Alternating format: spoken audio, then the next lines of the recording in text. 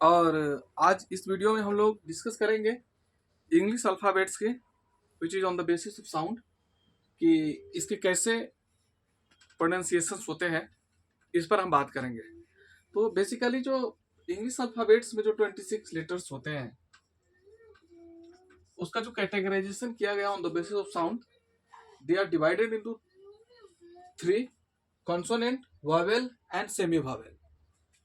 Consonant की जब हम बात करते हैं तो कंसोनेंट्स जो है आपको B, C, D, F, G, H, J, K, L, M, N, P, Q, R, S, T, V, X, Z, मतलब वो साउंड है जो जिसको बोलने में थोड़ा सा एयर फ्रिक्शन होता है, जिसको बोलने में वॉवेल्स की जरूरत होती है, जो अपने आप नहीं बोला जाता।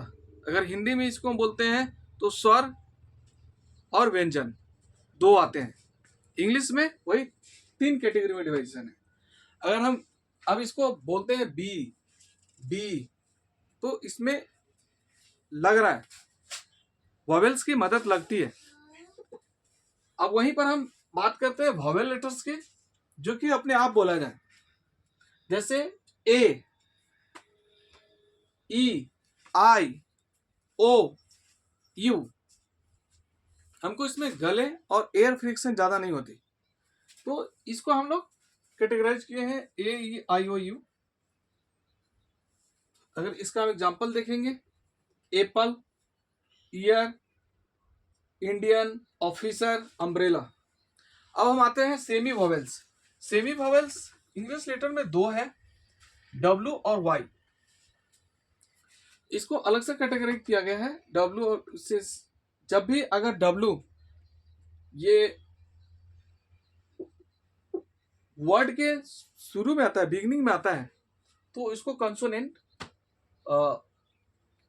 कंसीडर किया जाता है।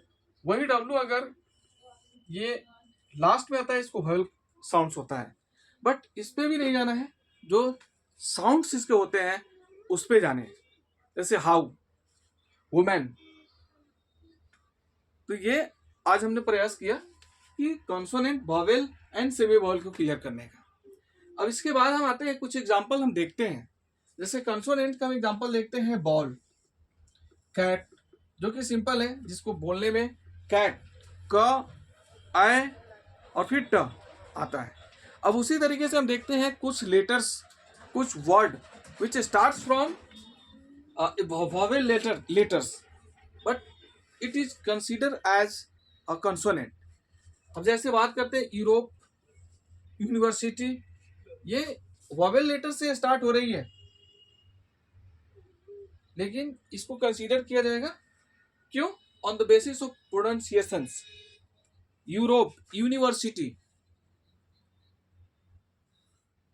यूनिवर्सिटी या यू। उसी तरीके से बात करते हैं ऑनेस्ट, आवर। तो आज जो हमने डिस्कस किया, अपार्ट फ्रॉम दैट उसके बाद बहुत सारे एग्जांपल है, जैसे हॉर्सेज, हॉर्स, हॉस्पिटल। तो इस तरीके से हम देखते हैं, तो हमें 3 कैटेगरी में बांटना पड़ता है, consonant, vowel and semi vowel. ये हमें जानना बहुत जरूरी है। क्यों? क्योंकि बिना इसके जाने हम तो न सही से हम प्रोनाउंसिएशन सुधार सकते हैं, न उसके असेंट सुधार सकते हैं, न उसके फोनेटिक्स सुधार सकते हैं। तो जब भी आप लोग इंग्लिश रीड कर रहे हो, राइटिंग कर रहे हो, लिसनिंग कर रहे हो, स्पीकिंग कर रहे हो, whenever you are doing anything, you need to keep in mind vowel letters, consonant and semi vowels. Thank you. Please like and subscribe my channel. All the best.